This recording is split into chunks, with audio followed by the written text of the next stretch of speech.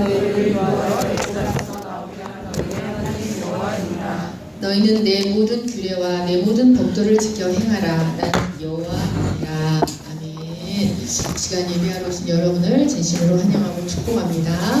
아멘. 오늘 말씀은 이제 드디어 19장의 마지막 너희는 거룩하라입니다.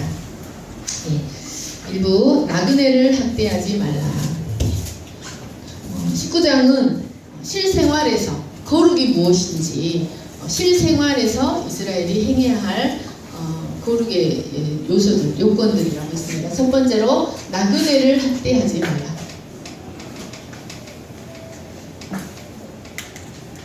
33절, 34절을 다시 한번 보십시오. 거류민이 너희의 땅에 거류하여 함께 있거든 너희는 그를 학대하지 말고. 이제 하나님은 사회적 약자의 하나인 거류민은 나그네입니다. 나그네를 언급하시면서 그들을 학대하지 말라고 말씀하십니다. 고대 이스라엘 사회에는 출애굽 역사나 가나안 정복 전쟁의 결과로 이스라엘 사회에 편입된 이방인들이 있었습니다. 그리고 뿐만 아니라 추수 때가 되면 모압이나 암몬 족속 등의 이방 지역에서 이제 품을 팔기 위해서 유대 땅으로 들어와서 정착하지 않고 품을 파는 가난한 이방 나그네들이 있었습니다. 하나님은 이들을 어떤 모양으로든지 학대하지 말라고 말씀하십니다. 학대하다는 말은 압박하다, 꽉 쥐다, 짓밟다, 난폭하게 다루다 이런 뜻입니다. 주로 강자가 약자를 경제적으로 착취하는 것을 말합니다. 거류민들은 낯선 이국 땅에서 절대적 의뢰 입장입니다. 그래서 어떤 문제가 생기면 그 문제를 해결해 줄 만한 사람을 찾기가 매우 어렵습니다. 그래서 착취당하기에 매우 좋은 조건을 가지고 있습니다. 그러나 하나님은 이들을 어떤 모양으로든지 학대하지 말라고 말씀하십니다. 그러면 여러분, 왜 하나님은 그들을 학대하지 말라고 하셨을까요? 자, 첫 번째, 형제의식입니다. 자, 사랑하는 여러분, 인간은 언약 백성이든 언약 바깥에 있는 백성이든 모두 하나님의 형상을 갖고 있습니다.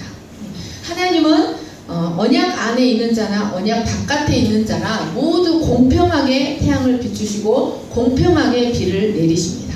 하나님은 언약 안에 있는 자들의 생명만 보살피시는 것이 아닙니다. 하나님은 모두의 생명, 언약 안에 있는 자나 언약 바깥에 있는 자나 모두의 생명을 보살피십니다. 이것을 가리켜서 일반 은총이라고 말합니다.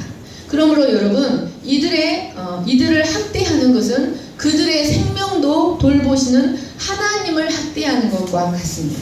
하나님은 이들을 학대하는 대신에 너희 중에 나은 자같이 여기라고 말씀하십니다. 너희 중에 나은 자같이 여기라는 말씀은 본토인같이 여기라, 형제같이 여기라는 말씀입니다. 실제로 인류는 한 하나님 안에서 한 혈통으로 지음을 받았습니다. 그래서 이 말씀은 너희가 언약 안에 있다고 해서 특권의식을 갖지 말라는 말씀입니다. 특권의식이나 교만한 마음을 갖지 말고 사실은 한 혈통으로 지음받은 동족의식, 한 형제의식을 갖고 동일하게 대우하라는 말씀입니다. 두 번째는 그곳이 왜 나그네를 학대해서는 안 되냐면 그곳이 하나님의 땅이기 때문입니다. 가나안 땅은 하나님 나라를 예표하고 있습니다. 하나님 나라.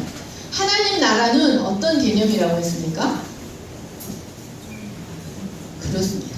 하나님이 다스리시는 통치의 개념입니다.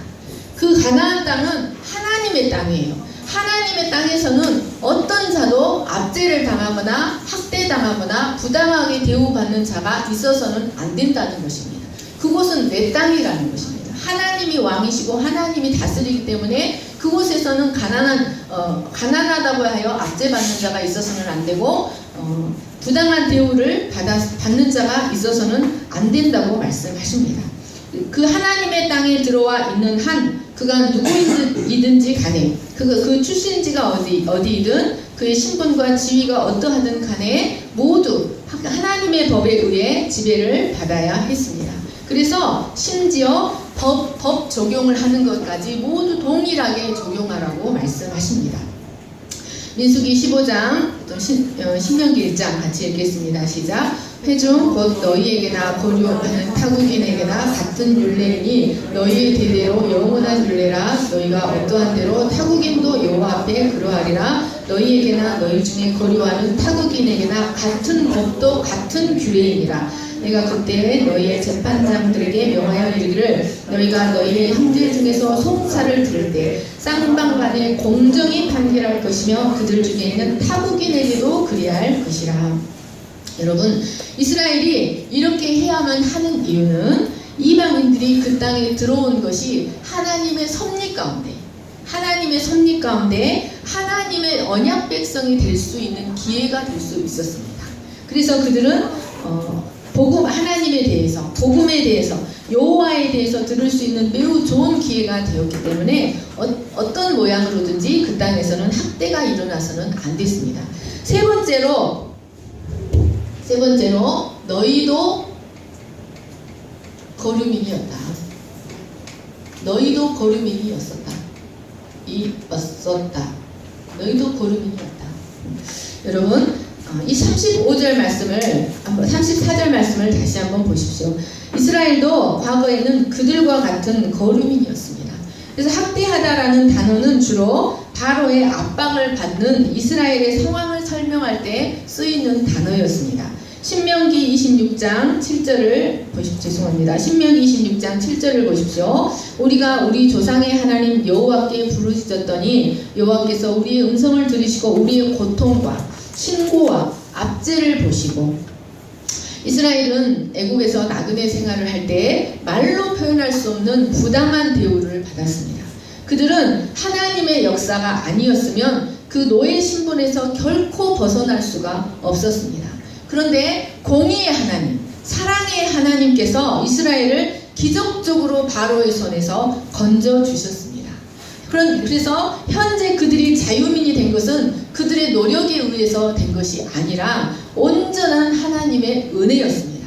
여러분, 이처럼 현재 그들과 함께 객으로 머물러 있는 자들도 하나님이 역사하시면, 하나님이 원하시면 얼마든지 그 신분을 변화시킬 수 있다는 것을 그들이 기억해야 한다는 말씀입니다. 그래서 그들은 학대하는 대신 하나님은 그들에게 자기같이 사랑하라고 말씀하십니다. 자기같이 사랑하라.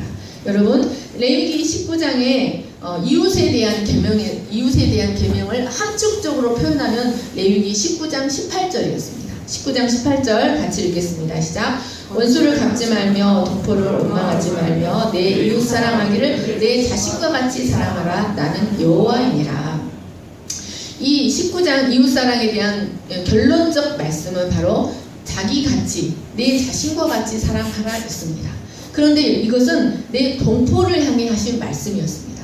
그런데 하나님께서 여기서 이 말씀을 이방 거류민들에게까지, 이방 나그네들에게까지 이 말씀을 적용시키고 있습니다. 그러니까 하나님은 더도 말고 덜도 말고 딱 자기 자신을 사랑하는 것만큼만 이들을 사랑하라고 말씀하십니다. 그러니까 우리가 이웃도 누구든지 간에 더도 말고 덜도 말고 자기만큼만 사랑하면 되는 것입니다. 그러니까 여러분, 자기를 사랑하는 것은 죄예요, 죄가 아니에요? 죄가 아니에요. 자기만 사랑하는 것이 죄예요. 자기를 사랑하는 것은 죄가 아니에요. 자기를 진정으로 사랑할 수 있는 자가 남도 사랑할 수 있다는 것입니다. 자기만 사랑하는 것이 문제입니다. 자기만. 하나님은 더도 말고 덜도 말고 딱 자기 자신을 사랑하는 것만큼만 이들을 사랑하라고 말씀하십니다. 내가 이방 땅에서 가족들이 그리울 때 어떻게 했는지, 몸이 다쳤을 때 어땠는지, 춥고 배고프고 내 자녀들이 곤란에 처했을 때 어떠했는지 하는 심정으로 그 나그네들을 바라보라는 말씀입니다. 그것이 하나님이 이스라엘에게 원하시는 사랑이었습니다. 그러나 사실 이 사랑은 하나님이 우리에게 보여주신 사랑이었습니다. 하나님은 우리가 사랑받기 어려운 죄인의 처지에 있을 때 우리를 돌아보시고 우리를 있는 모습 그대로 용납하시고 독생자까지 희생하시고 사랑하셨습니다.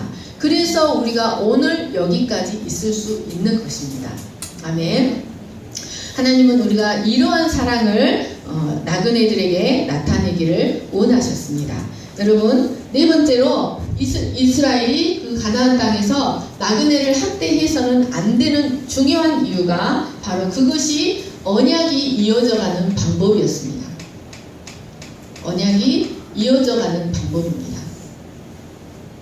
이 세대에서 다음 세대로 언약이 이어져가게 하는 방법이요, 하나님을 기억하게 하는 방법이었다는 말씀입니다. 아버지, 우리는 왜 나그네들에게 똑같이 해줘야 돼요? 쟤들은 페이를, 월급을 조금만 주면 되잖아요. 왜 그들을 저렇게 해야 돼요?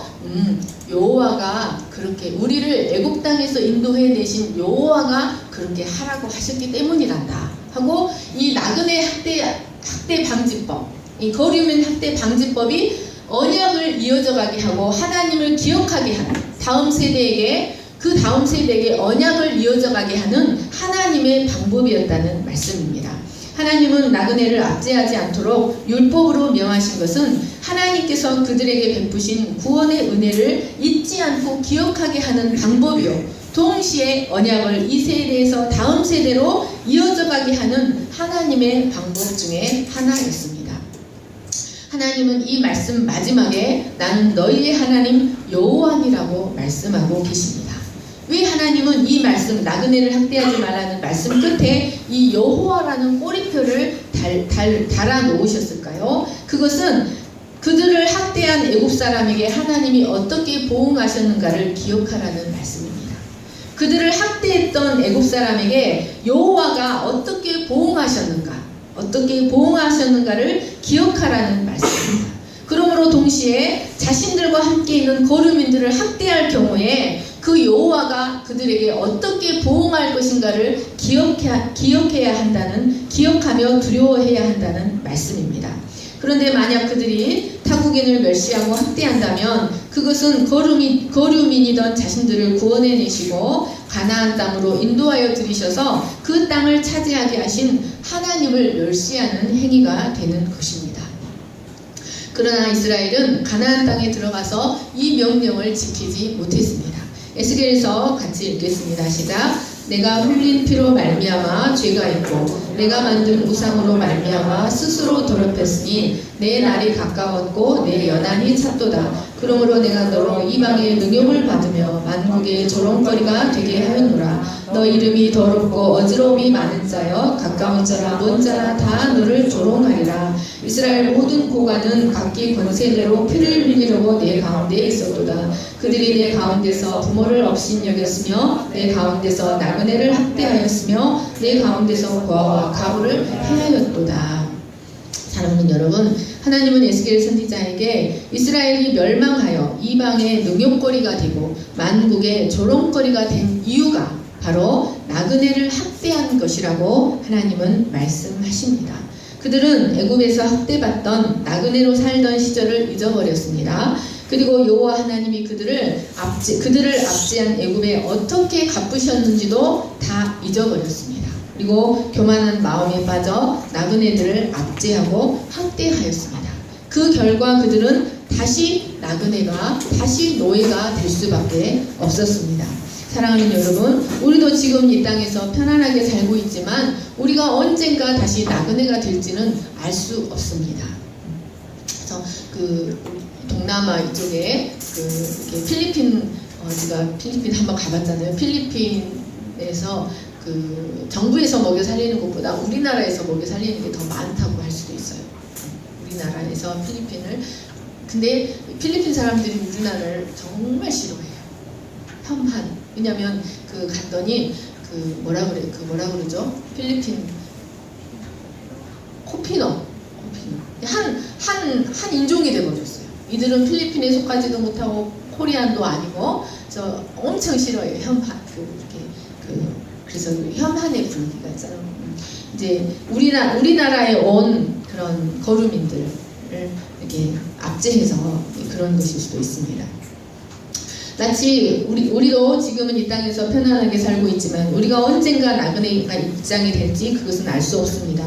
마치 우리 조상들이 구소련에서 고려인으로 살고 중국에서 조선족이라는 이름으로 나그네로 살았던 것처럼, 또 독일에서 광부로 간호사로 나그네로 살았던 것처럼 우리도 언젠가 나그네 입장이 될 수 있다는 것을 우리는 기억해야 합니다.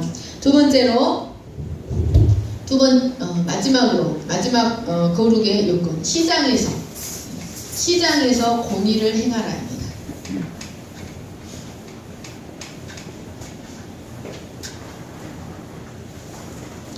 35절, 36절 같이 읽겠습니다. 시작. 너희는 재판할 때나 길이나 무게나 양을 잴 때 불의를 행하지 말고 공평한 저울과 공평한 추와 공평한 에바와 공평한 흰을 사용하라. 나는 너희를 인도하여 애굽 땅에서 나오게 한 너희의 하나님 여호와이니라. 이 말씀에서 재판이란 15절에서 말했던 법정에서의 재판을 말하는 것이 아닙니다. 법정에서의 재판은 이미 15절에 말씀되었습니다. 여기서의 재판은 시장에서 길이나 무게나 양을 잴 때, 도량형을 잴 때 최종적인 결론을 낼 때 사용되는 단어입니다. 하나님은 하나님의 백성이 상거래가 이루어지는 시장에서 불의를 행하지 말고 공평한 저울, 공평한 추, 공평한 에바, 공평한 흰을 사용하라고 말씀하십니다. 에바는 곡물을 잴 때 사용하는 단위이고 흰은 액체, 기름 같은 액체를 측량할 때 사용되는 단위입니다. 그런데 여러분, 여기서 공평한이라는 단어는 히브리어로 아주 유명한 ጼ데크예요. ጼ데크라고도 하고 ጼ데크라고도 하고. ጼ데크. 이것은 공의의 하나님이라는 말을 쓸 때 많이 사용되는 단어입니다. 유명한 단어예요.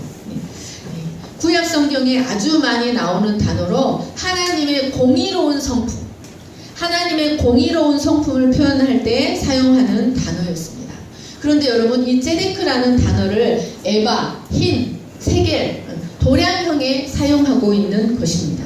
그러니까 치열한 삶의 경쟁이 있는 시장 한복판에 이 단어를 사용하고 계십니다. 시장은 눈만 질끔 감으면 눈속임으로 많은 돈을 벌 수 있는 곳입니다. 이곳에서는 나만 정직하다고 되는 것이 아닌 것처럼 보이는 치열한 삶의 경쟁이 있는 곳입니다. 그러나 하나님은 하나님의 백성, 이 상거래에서도 하나님의 공의와 정직을 실현하기를 원하셨습니다. 도량형에 있어서 정당하게 주고 정당하게 받으라는 것입니다. 그것이 거룩한 삶이라는 말씀입니다. 거룩한 삶이 별게 아니라 정당하게 주고 정당하게 받으라는 것입니다. 그런데 이스라엘 백성들은 살 때는 이 에바로 이제 이게 이 한 에바다 하면 살 때는 이 에바로 사고, 팔 때는 어떤 에바로 파냐면 이 에바로 팔아요. 겉으로는 똑같죠. 근데 양이 다르겠죠. 살 때는 싸게 많이 사드리고 팔 때는 비싸게 조금 파는 거예요.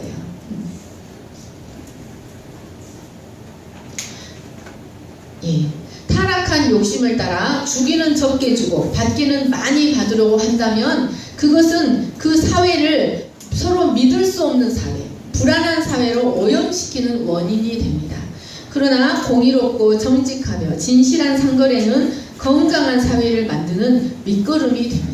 그 땅은 하나님의 땅, 하나님의 통치가 이루어지는, 하나님의 통치가 실현되는 하나님의 나라였기 때문에 하나님은 그 상거래에 있어서도 진실한, 정직하고 공의롭고 진실한 상거래가 이루어지기를 원하셨습니다. 사랑하는 여러분, 그 공의롭고 정직한 상거래를 하는 것이 얼마나 중요한지 하나님은 그 말씀 끝에다가 나는 너희를 인도하여 애굽 땅에서 나오게 한 너희의 하나님 여호와라고 말씀하고 있습니다. 하나님께서 이렇게 말씀하신 이유는 애굽이 이스라엘을 압제했던 수단이 바로 정당하지 못한 대가를 주는 것이었기 때문이었습니다. 그러니까 일을 많이 시키고 대가는 조금밖에 주지 않았다는 말씀입니다. 그런데 하나님 여호와 하나님이 그들에게 어떻게 갚으셨습니까? 애굽이 이스라엘에게 행한 대로 갚으셨습니다. 여호와가 애굽이 이스라엘에게 행한 대로, 애굽이 이스라엘의 남자 아이들을 물에 빠뜨린 대로 하나님 애굽의 빼어난 남자들을 홍해에 빠뜨리셨습니다. 이스라엘에게 손해를 입힌 대로 애굽 땅에 손해를 입히셨고, 이스라엘이 애굽에서 나올 때 그들은 그들의 수고한 값을 모두 짊어지고 나오게 하셨습니다. 여호와가. 이스라엘은 이것을 기억하고 상거래에서도 하나님의 공의를 실현하는 삶을 살아야 했습니다. 출애굽기 16장 13절에서 18절 저와 여러분이 같이 교독하겠습니다. 저녁에는 메추라기가 와서 진에 덮이고 아침에는 이슬이 진 주위에 있더니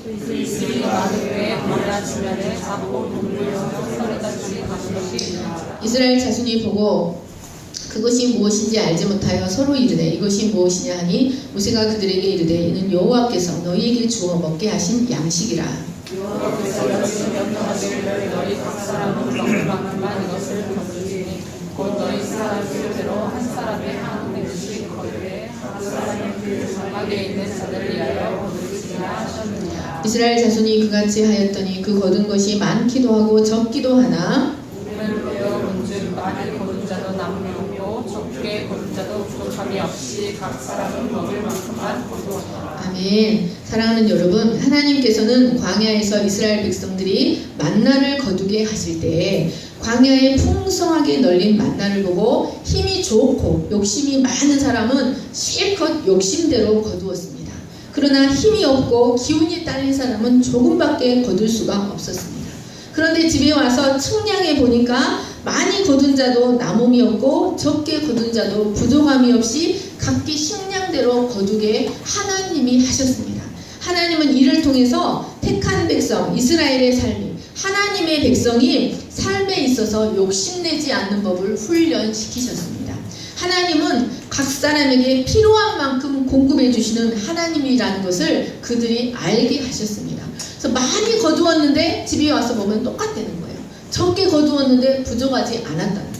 그것은 그들의 삶에서 과도하게 남을 속여서까지 욕심내서 살지 말라는 것을 하나님이 채우신다는 것을 그들에게 가르치기 위함이었습니다. 그러나 이스라엘은 이 규례를 잘 지키지 않았습니다. 그래서 선지서들을 읽어보면 하나님은 선지자들을 통해서 신랄하게 책망한 것들이 바로 이 부분이었습니다. 삶에서 공의와 정직을 행하지 않는 것에 대하여 선지자들을 통하여 신랄하게 책망하셨습니다.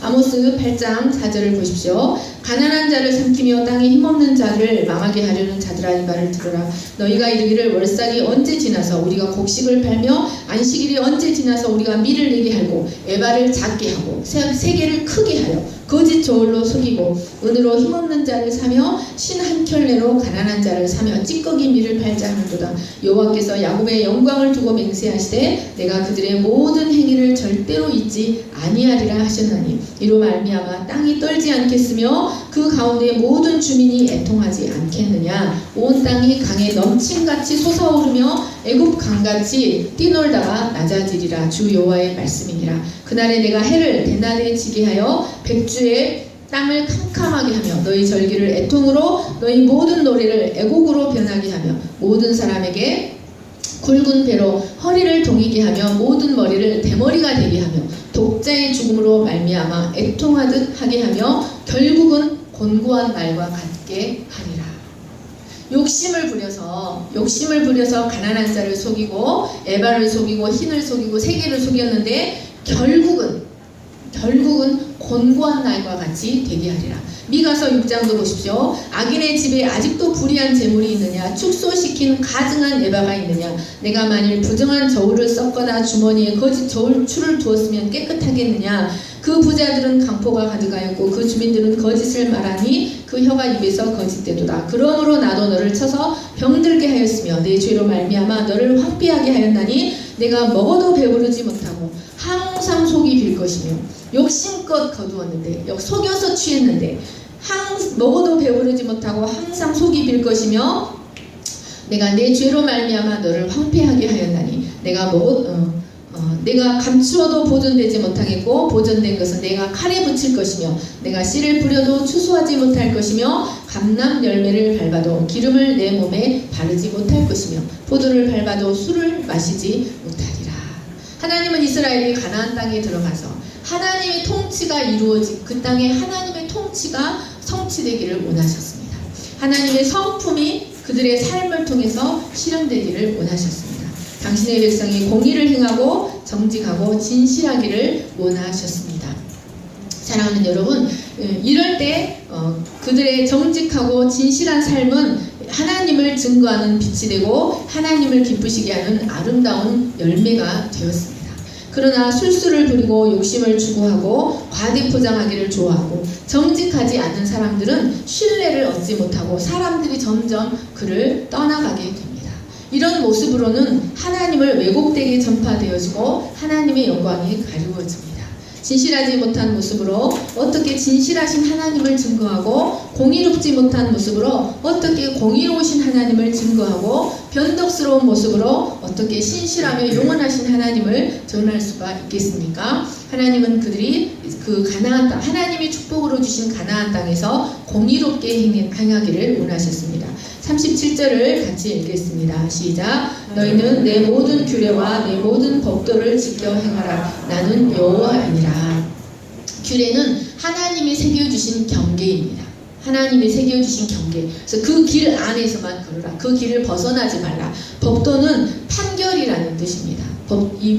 판결이라는 뜻은 그것을 어기면 심판이 있다는 뜻입니다. 하나님의 규례와 법도는 구체적인 순종과 열매로 나타나야 하는 실제적인 규례들이었습니다. 그 삶에서 실제적으로 행해야 하는 것들이었고 또 그것은 하나님의 심판의 기준이 되는 것들이었습니다. 그래서 법도는 하나님은 그 율법을 기초로 심판하신다는 말씀입니다. 여호와 하나님은 약속하시고 그것을 반드시 지키시는 하나님이십니다. 여호와 하나님은 한번 세우신 원칙에 대하여 절대로 변함이 없으신 신실하신 하나님이셨습니다. 그래서 하나님은 법과 규례를 내시고 그 법에 스스로 묶이시는 하나님이십니다. 그래서 이스라엘 백성들은 그 영원 불변하신 여호와께서 말씀하신 규례와 법도들을 반드시 지켜 행해야만 했습니다. 그러나 여러분, 그것은 그들에게 무거운 짐을 지우기 위함이 아니었습니다. 원래 율법은 사도 바울이 뭐라고 했냐면 원래 율법은 선한 것이라고 했어요. 율법은 선한 것, 그것을 행하면 원래는 살리는 것이에요. 원래는 살리는 율법이 우리에게 죽이는 율법이 되어버렸어요. 우리에게 심판의 율법이 되어버렸어요. 왜 그렇습니까? 우리 안에 있는 죄성 때문에 그렇습니다. 그래서 율법은 우리를 그리스도에게로 인도하는 몽학선생입니다. 우리는 그 율법을 다 지킬 수가 없어요. 율법이 좋은 줄은 알지만 율법을 지킬 수가 없어요. 그래서 그 율법이 우리를 그리스도에게로 인도하는 몽학선생이 된다는 말씀입니다. 하나님이 율법만 주셨다면 이스라엘 백성은 이미 진멸되어야 돼요. 근데 신의 산에서 하나님께서 이스라엘에게 율법과 함께 성막을 주셨어요. 그것은 율법과 제사를 주셨다는 말씀입니다. 율법과 복음을 주셨다는 말씀이에요. 율법을 다 지킬 수 없지만 율법을 어겼을 때 성소에 나와서 속죄 제사를 드림으로 속죄를 받을 수 있었다는 말씀입니다. 그런데 오늘날 우리는 이 율법을 문자적으로만 지키는 게 아니라 그 율법의 본 의도를 지킬 수 있도록 하나님께서 우리 안에 성령으로 임하셨다는 사실을 기억하시기를 간절히 축원합니다. 아멘. 하나님께서 이스라엘에게 율법을 주신 것은 그들이 가나안 땅에서 이방 민족과 구별되도록 하기 위해서, 그래서 의의 길, 생명의 길을 벗어나지 않고 그 생명의 길을 제대로 걸어가도록 하기 위해서 그 율법을 주셨습니다. 그것은 그들에게 무거운 짐이 아니라 특권이었다는 사실을 기억해야 합니다. 여러분, 오늘도 하나님의 법이 우리에게 특권이라는 사실을 기억해야 합니다. 그래서 유대인들은 이방인들을 가리켜서 할례 없는 이방인, 율법 없는 이방인이라고 했습니다. 그래서 이 율법이 우리에게 특권이라는 사실, 하나님의 규례와 법도, 하나님께서 정말 개미보다 더 작은 나를 귀하게 여기시고 택하시고 부르셔서 하나님의 백성 삼아주시고 그 규례와 법도를 행하도록, 그래서 그것을 통해서 이 땅에 하나님의 거룩을 나타내도록 우리를 부르셨다는 것은 하나님의 축복이요, 특권이요, 영광이라는 사실을 기억하시는 여러분 되시기를 간절히 축원합니다. 제가 기도하겠습니다. 하나님 감사합니다. 우리가 긴 시간 동안 레위기 19장에 나타난 하나님의 거룩, 우리에게 요구하시는 거룩이 무엇인지를 배웠습니다. 하나님, 거룩은 멀리 있는 것이 아니라 실제 삶에서 하나님의 말씀을 기억하고 그가 여호와이신 것을 기억하고 살아가는 것이 우리의 삶에 이루어질 거룩인 것을 깨닫게 됩니다. 하나님, 여호와는 질서를 정하시고 그 질서대로 운행하시며 또한 그 질서를 어겼을 때 심판하시는 하나님이십니다. 그 여호와가 우리를 택하셔서 하나님의 거룩을 나타낼 수 있는 거룩한 백성으로 왕같은 제사장으로 우리를 불러주셨습니다. 우리가 이 율법을 다 행하지 못하지만 우리에게 복음을 허락하시고 성령을 허락하심으로 그 율법이 우리 안에 이루어질 수 있게 해주신 것을 감사합니다. 하나님 아버지, 기쁨으로 하나님의 법도 하나님의 말씀을 쫓아 살아가는 저희가 되게 하여 주시고 우리의 삶을 통해서 하나님의 거룩이 나타나지는 하나님 축복된 삶을 살게 해주시기를 간절히 기도합니다. 하나님의 규례와 율법을 즐거워하여 그 율법을 묵상하고 주야로 묵상하고 그 율례대로 행할 때 하나님 그 언약에 약속된 모든 언약적 축복이 우리의 삶 가운데서 이루어질 것을 믿고 소망하며 바라보게 하여 주시옵소서. 감사하며 거룩하신 예수님의 이름으로 기도합니다. 아멘. 지금